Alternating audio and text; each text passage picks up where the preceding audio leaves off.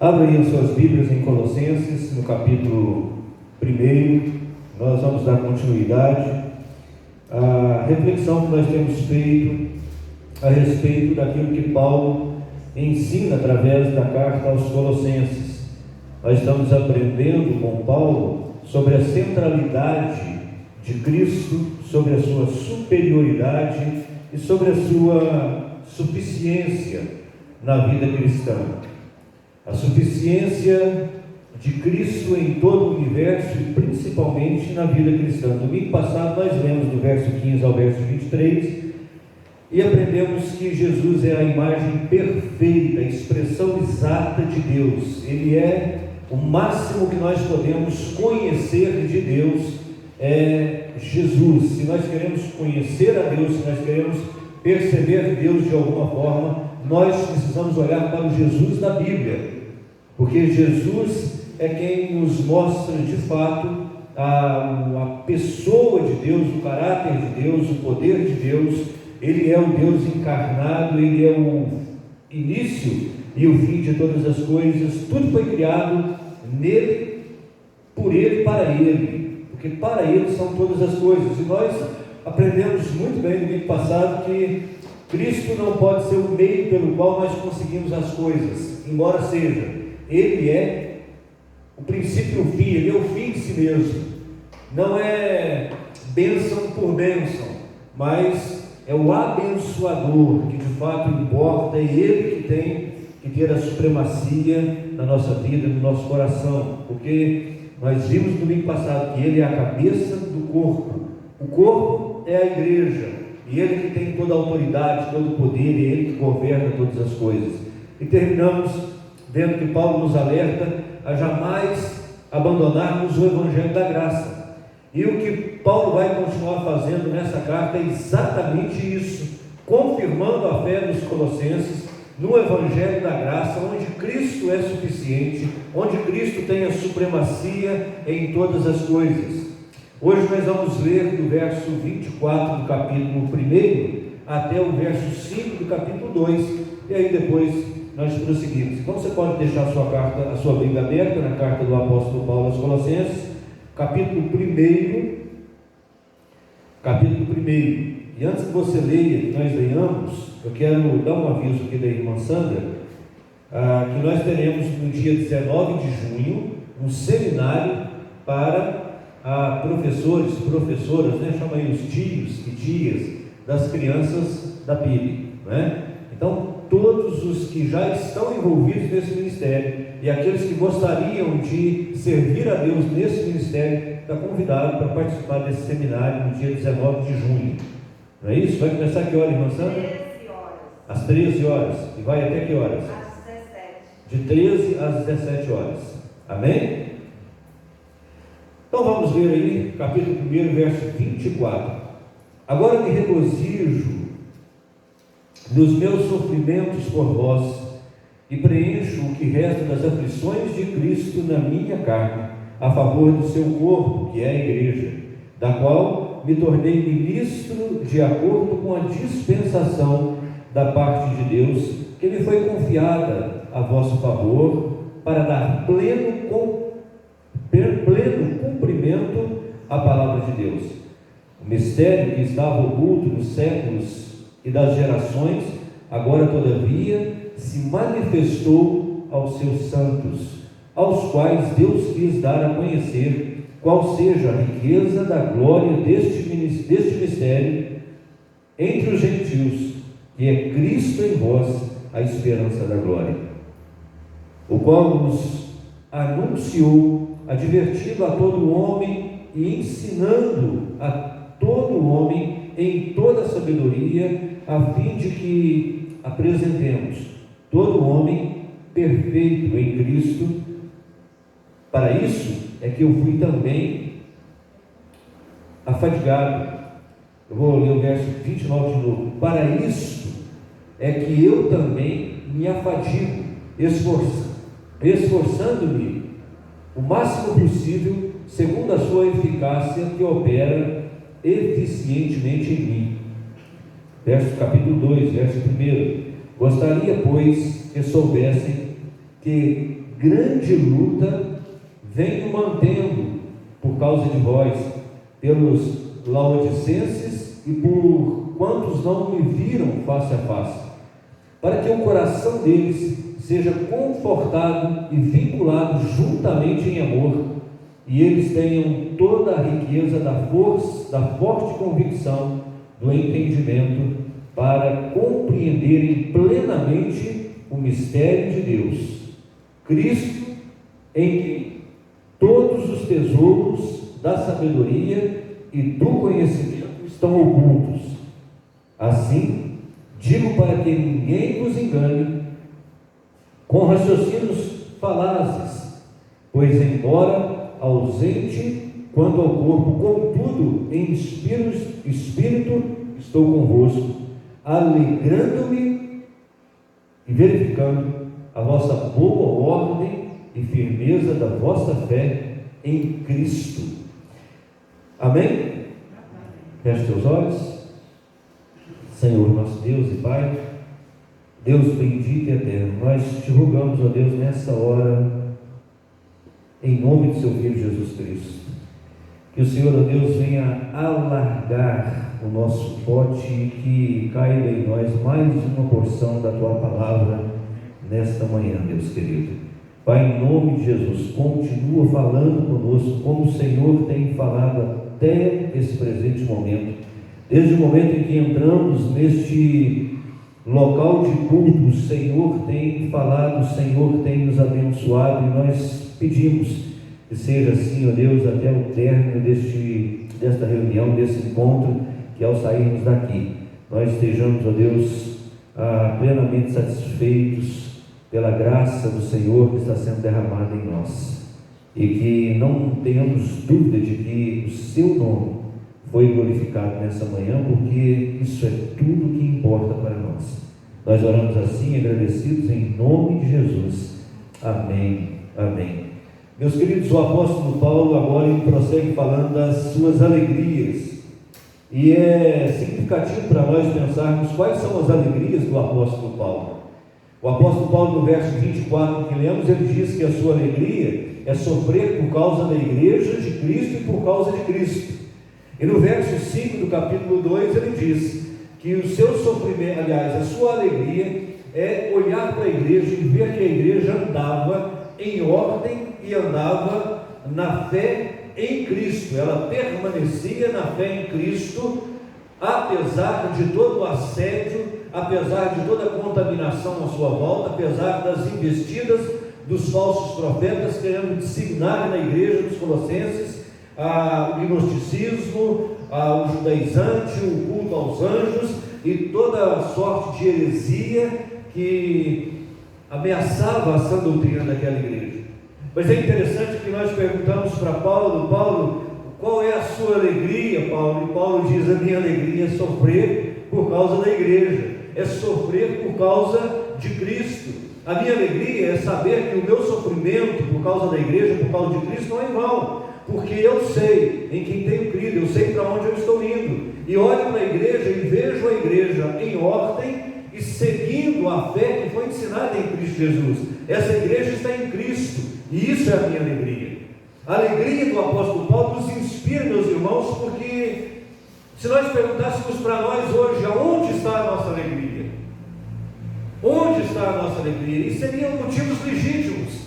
Onde está a sua alegria, Tiago? Na Maria Cecília, que acaba de chegar, e louvado seja Deus por isso, no João, né? Onde está a sua alegria? Não, está no meu filho, está na minha esposa, está no meu esposo, está no meu sucesso profissional, está na igreja. A minha alegria, ela pode estar em muitos lugares, mas quando nós olhamos para um homem como o apóstolo Paulo, ele diz: a minha alegria está em sofrer por amor da igreja, em sofrer por amor de Cristo, está em olhar para a igreja e ver que a igreja permanece firme, fiel nos fundamentos de Cristo Jesus. Meus irmãos, nós devemos pensar nisso, porque embora as nossas alegrias sejam legítimas, e nós devemos nos alegrar mesmo, como não nos alegrar com a chegada de mais um filho, né? Uma filha, né, irmão Tiago? Como nos alegrar com uma conquista profissional? Como não nos alegrarmos com um emprego melhor, um salário melhor? Isso é bênção demais, mas nós começamos a perceber que essas coisas de fato enchem o nosso coração, mas nós não podemos nos esquecer de forma alguma do nosso chamado, do nosso ministério, de vivermos dignamente diante do Senhor, com todas essas bênçãos que Ele tem nos dado, sem permitir que essas bênçãos nos tirem do caminho do Senhor. Quantas bênçãos já tirou tantas pessoas dos caminhos de Deus?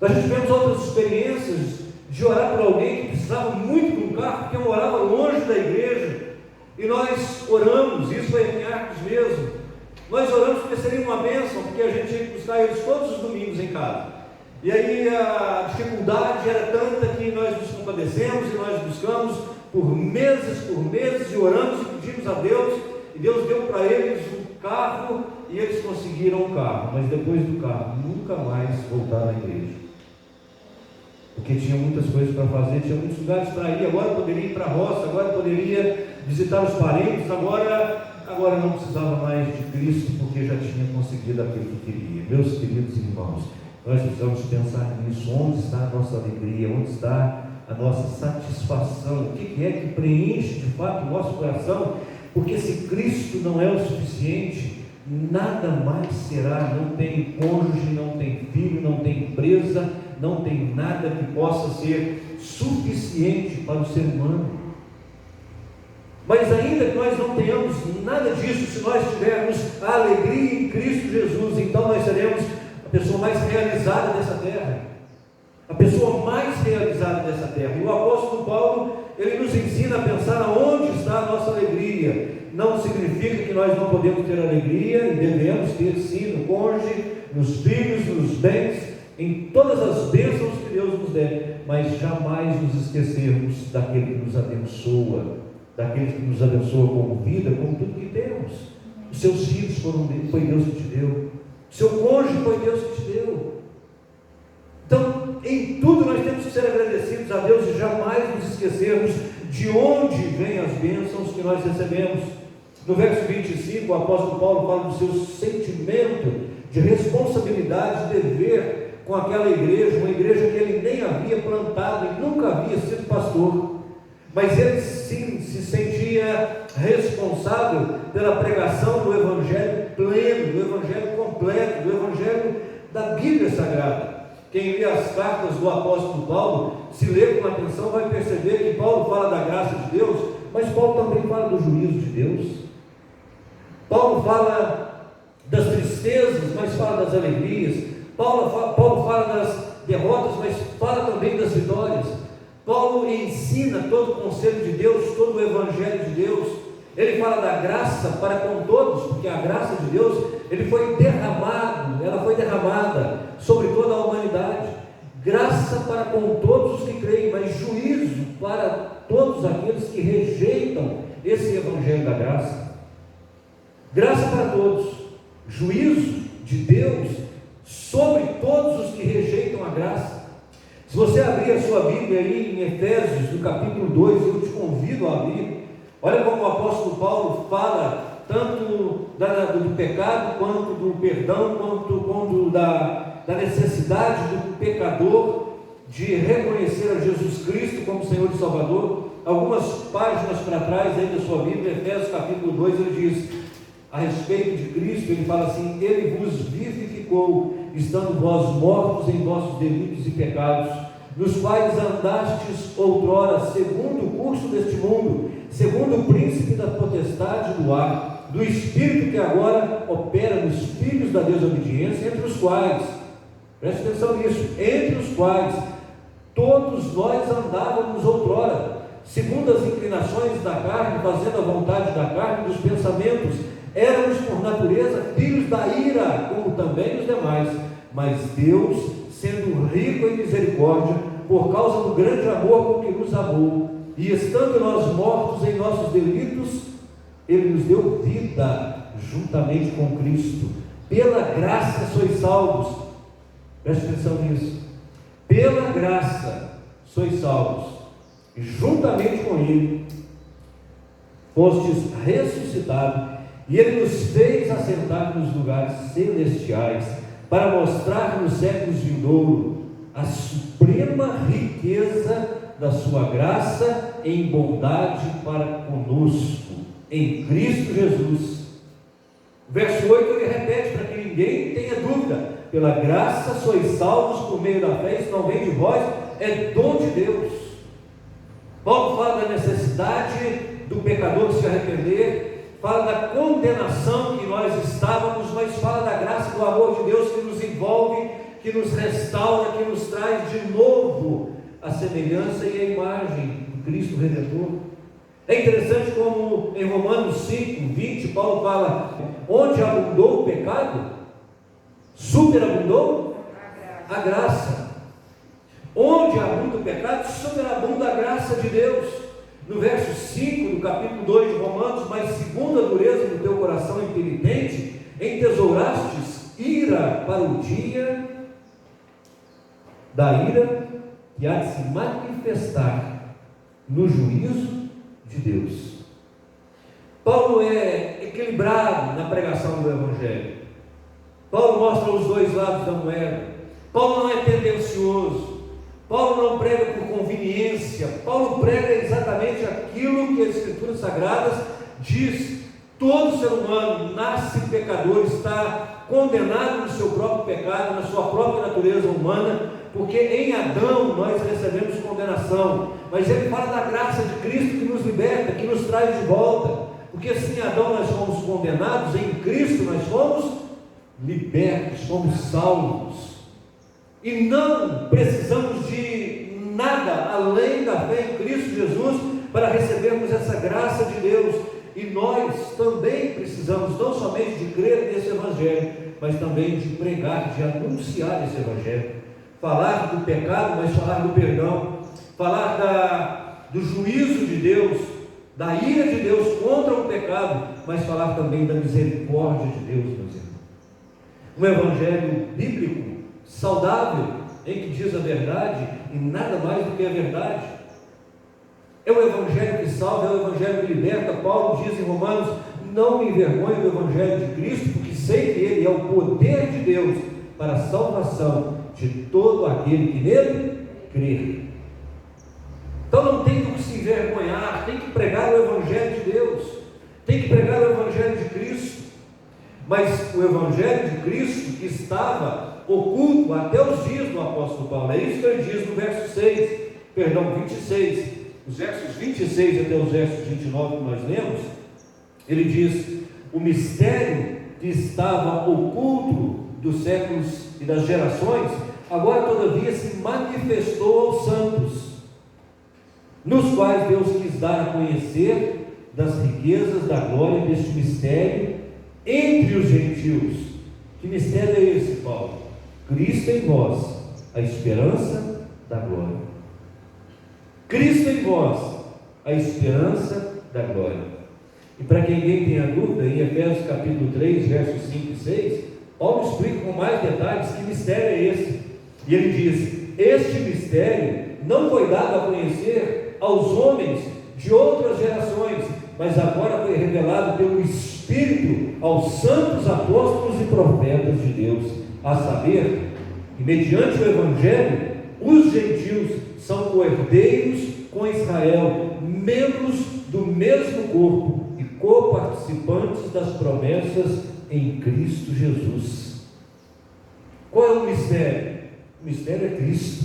O mistério é a grandeza da graça de Cristo Jesus revelada não apenas a alguns, mas a todos, não apenas aos judeus, mas aos gentios.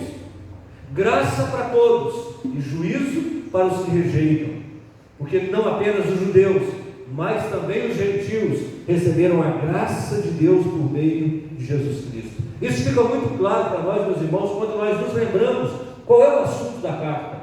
Por que Paulo está pregando sobre isso? Porque a igreja dos Colossenses estava sendo ameaçada por uma doutrina falsa, a doutrina do gnosticismo, que diz que o conhecimento vem por meio de uma revelação misteriosa para alguns e outros não.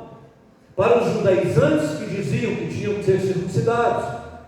Bom, Cristo salva, sim, Cristo salva, mas junto com Cristo você precisa circuncidar. Junto com Cristo você precisa guardar o sábado. Junto com Cristo você precisa cumprir a lei. Mas Paulo diz que não, Cristo é o suficiente. Ele é um mistério revelado junto com todas as suas riquezas. E qual é a riqueza de Cristo? A riqueza de Cristo é a sua graça, a sua misericórdia, que é suficiente. Por isso ele diz em Efésios: pela graça sois salvos por meio da fé.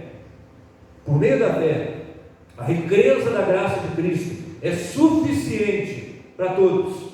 Não precisamos adicionar nada mais ao Evangelho. O Evangelho puro e simples. Você é pecador, arrependa-se de seus pecados e Deus vai te perdoar, Deus vai te salvar, Deus vai te libertar, Deus vai colocar a sua vida em ordem, porque quando nós encaixamos a nossa vida em Deus, ao invés de tentar encaixar Deus na nossa vida, aí tudo muda, meus irmãos. Aí tudo muda. Foi o irmão pregou hoje pela manhã, porque é nesse campo da graça que nós nos encontramos, que nós nos deleitamos, que nós nos saciamos. É a graça de Deus suficiente para todos quantos quiserem, todos quantos receberem. E no verso 27 o apóstolo Paulo continua dizendo uma das frases mais lindas da Bíblia Sagrada: Cristo em vós, a esperança da glória. Cristo em vós, a esperança da glória. Onde está a nossa esperança? Quem é a nossa esperança? A nossa esperança está numa religião? A nossa esperança está numa denominação? A nossa esperança está em um pregador? A nossa esperança está em nossos pais? A nossa esperança está em nossos filhos? Não, a nossa esperança está em Cristo. Ele é a única esperança possível para a glória futura. Amém. Cristo em nós, Cristo agora, é a única esperança possível para a glória futura. O apóstolo Paulo escreve aos Efésios, no capítulo 2, dando continuidade ao texto que eu li. Ele diz do verso 11 até o verso 13, ele diz assim: portanto, lembrem-se de que anteriormente vocês eram gentios, mas por nascimento, e chamados de incircuncisos, pelos quais se chamam circuncisão, feita no corpo por mãos de homens. Porque naquela época vocês estavam sem Cristo, separados da comunidade de Israel, sendo estrangeiros quanto à aliança da promessa, sem esperança, sem Deus no mundo. Mas agora, em Cristo Jesus, vocês que antes estavam longe, foram trazidos para perto, mediante o sangue de Cristo. Meus irmãos, como é claro isso para nós.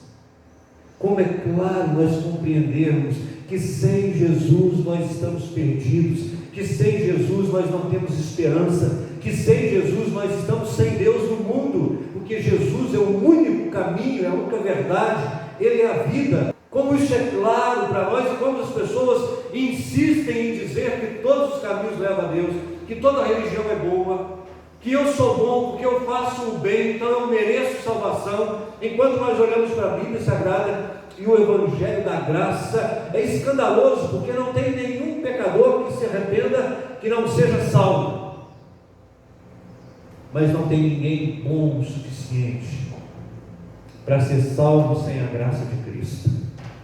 Não tem ninguém que possa chegar diante de Deus e dizer: eu mereço, porque nós somos todos miseráveis pecadores, falidos em nós mesmos, entregues ao corpo do pecado. Mas Cristo, pela sua riqueza, pela sua graça, Ele se revela a nós. Ele se revela a nós, Ele traz Deus para perto, e leva o pecador para perto de Deus, para reconciliar o divino com o humano. Cristo em nós, a esperança da glória. Eu vou encerrar agora. Nós continuamos na próxima semana, se Deus quiser. Mas eu quero encerrar trazendo à memória de novo as palavras do nosso irmão Dário pela manhã. E meus irmãos, que os irmãos não se esqueçam da palavra do irmão Dário de hoje pela manhã. É no campo da graça que nós nos encontramos. Nos encontramos uns com os outros e nos encontramos com Cristo. É no campo da graça que nós somos saciados, que nós somos plenamente satisfeitos. Porque o apóstolo Paulo vai discorrer agora, e ele diz que não é a guarda do sábado, ele diz que não são as boas obras, ele diz que não é o conhecimento humano, nem a sabedoria humana, mas que Cristo é suficiente em nós, que Cristo é suficiente para abundar em nós toda a graça para nos redimir, nos salvar, nos libertar e nos fazer crescer à imagem e à semelhança dele mesmo. Cristo é o nosso oásis, irmão Dário. Cristo é o nosso oásis, Ele é o nosso libertador, Ele é o nosso remidor. É nele que nós encontramos graça, fé, esperança e salvação. Amém? Feche seus olhos de pé. Nós vamos encerrar essa nossa reunião louvando mais uma vez o nome do nosso Senhor e Salvador Jesus Cristo. Eu quero pedir que você feche seus olhos agora, coloque a mão no seu coração. E aí no seu coração você glorifique, exalte a Deus. A Deus que te trouxe aqui nessa manhã para ouvir das riquezas da graça de Cristo Jesus. E não se esqueça, onde abundou o pecado, superabundou a graça de Deus. Há salvação em Cristo Jesus, há libertação, há remissão dos pecados, há o enriquecimento da glória de Deus em nós, quando nós nos dobramos diante de Deus e reconhecemos que nós somos pecadores e que nós só precisamos da graça de Deus. Só precisamos da graça de Deus. Paulo ouviu: a minha graça te basta. E nós devemos dizer ao Senhor: a tua graça me basta, Senhor. Eu me entrego com o meu coração nas tuas mãos. Faça de mim segundo a sua vontade, segundo o seu querer. Deus eterno e bendito, em nome de Jesus, toma cada uma das suas mãos nessa manhã, Pai, e imprime essa palavra que foi ministrada aqui nessa manhã, Pai, no coração de todos nós, e que nós saímos daqui, ó Deus, com a tua palavra escrita em nossos corações e com um coração quebrantado, contrito, disposto a obedecer a sua palavra e fazer a sua vontade, e permitir que a vontade do Senhor se cumpra em nós, Pai, para que em tudo na nossa vida o seu nome seja glorificado, e em tudo, Pai, em tudo nós sejamos plenamente satisfeitos em Cristo Jesus. Assim nós oramos agradecidos, meu Deus. Oramos em nome dele, Jesus Cristo.